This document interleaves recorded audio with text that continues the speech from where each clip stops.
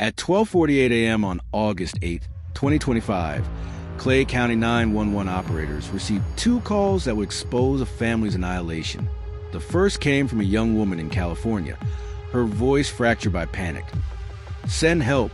I don't know where he is." She identified herself as the daughter of David and Brandy Lee, stationed over 2,000 miles away in military service.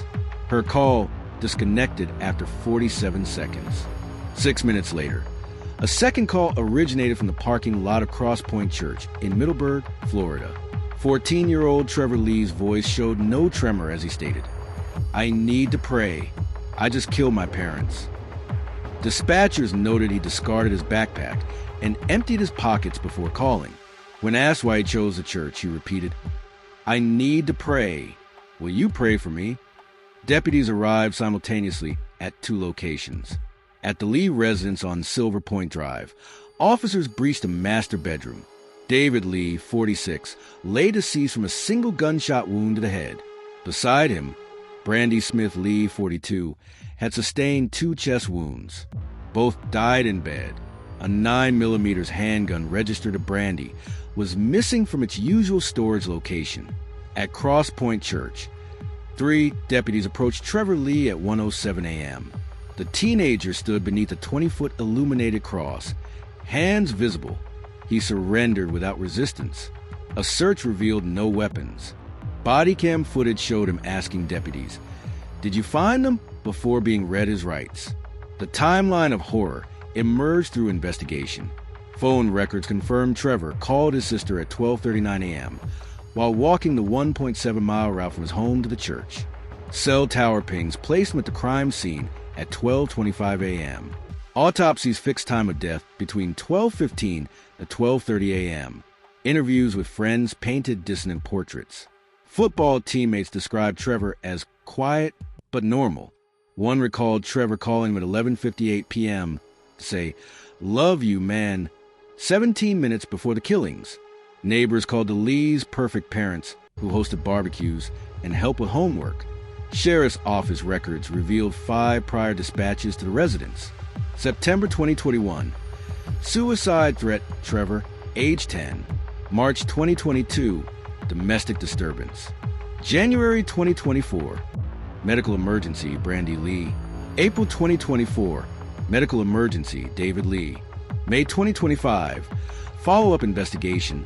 Case type redacted. During interrogation, Trevor admitted to an argument with his parents around 10:30 p.m. about house rules.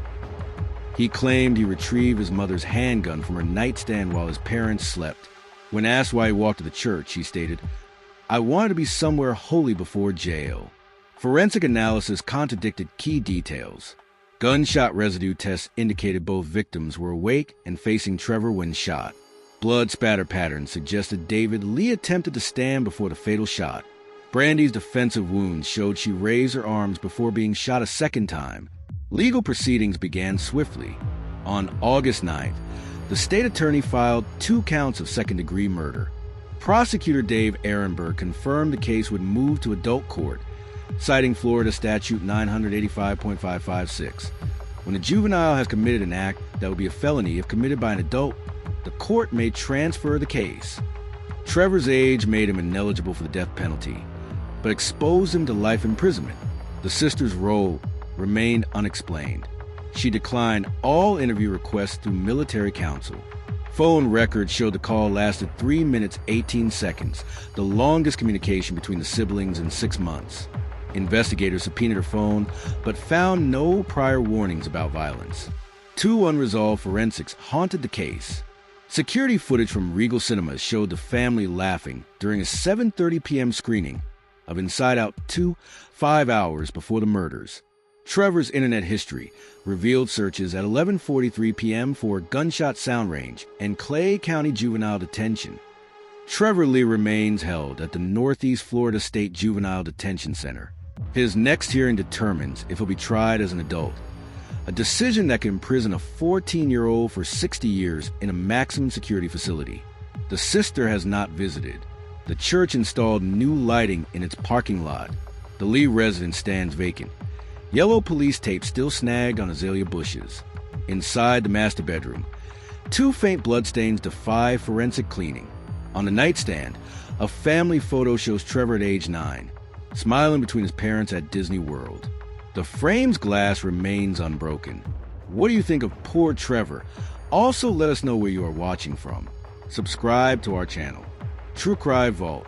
Become a vaulter